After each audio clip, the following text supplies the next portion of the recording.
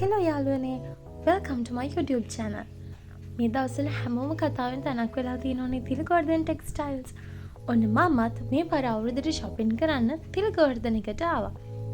හැබැයි වෙනස තියෙන්නේ මේ කුරුණෑගල ටෙක්ස්ටයිල් එක නෙමෙයි. මේක නුවර චාකාව. ladies floor එක නම් පුදුම සෙනගක් හිටියේ.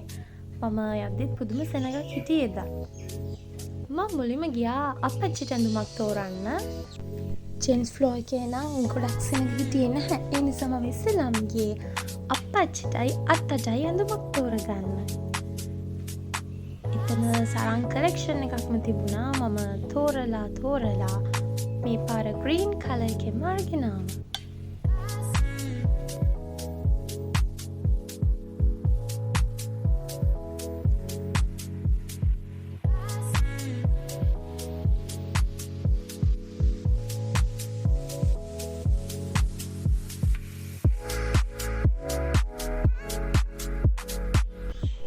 ඊළඟට මම ආවේ අත්තම්මිට ඇඳුමක් ගන්න. ඇඳුමක් කිව්වට ඒගොල්ලන්ට රෙදි තමයි ගන්නෙ. එයා තමයි මහ ගන්නෙ. එතනක් තිබුණා ලස්සන ඩිසයින්ස් ගොඩක්. මම තෝරලා එයා ආස වෙයි කියලා හිතන ඩිසයින් එකකින් ඇඳුමක් තෝරගත්තා.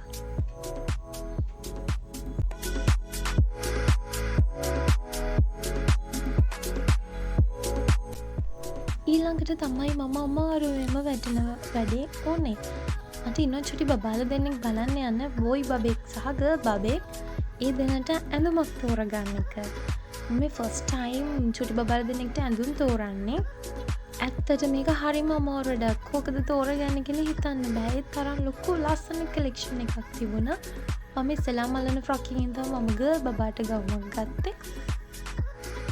මාරම ලස්සන කලෙක්ෂන් එකක් තියෙනවා. ඇත්තටම හිතාගන්න බෑ චූටි බබාලාට නම් මොකද්ද ගන්න කියලා.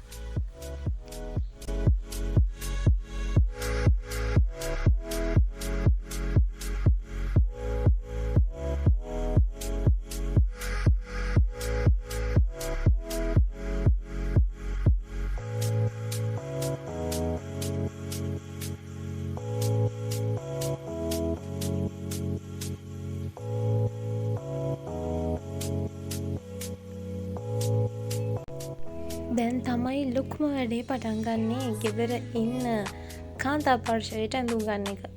ඒක තමයි හරිම අමාරු වැඩේ. හේතුව පුදුම රෂ් එකක්. ඒ කියන්නේ අපි ඇඳුමක් අල්ලලා ඊළඟ ඇඳුම් බලලා ඇවිල්ලා ඒක බලනියොත් ඒ ඇඳුම නැහැ. ඒ වගේ ලොකු තරගයක් තිබුණා ඇඳුම් ගන්න. තෝරලා කොහොම හරි කරලා පැය 2-3ක් එතන ඉඳලා කොහොමහරි කරලා ගෙදර ඔක්කොලාටම ඇඳුම් අරගෙන තමයි එදා මං ආවේ.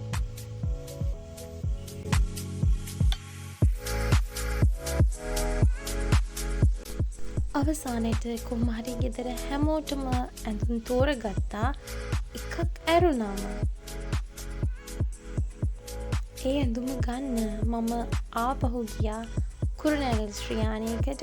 ඒකටත් ගිහිල්ලා ඒ ඇඳුම විතරක් නෙමෙයි තව ඇඳුම් වර්ග කීපයක් අරගෙන ඒ shopping mall එකෙන් shopping කරලා තමයි ගෙදර ආවේ.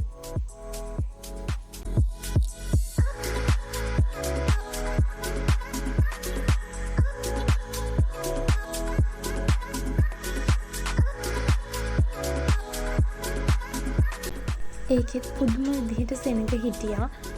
ඒක නම් ගොඩක් ඇවිදින්න උවමනා වුණේ. මම ඇඳුම් ගොඩක් අරගෙන ආපු නිසා මට නැතුණ කියන්නේ එතන තිබුණේ වගේ මට සයිසස් තිබුණේ නැහැ.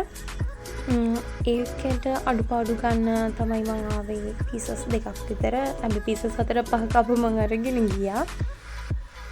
එතනත් පුදුම විදිහට සෙනග හිටියේ. ඒ නිසා ඉක්මනට මගේ වැඩ ටික කරගෙන මම ඉක්මනටම ගෙදර ගියා. මෙහෙම තමයි මගේ අවුරුදු shopping vlog එක. ඔයගොල්ලෝ මේ පාර කොහෙද shopping කරන්න ගියේ කියලා කමෙන්ට් එකක් දාගෙන යන්න.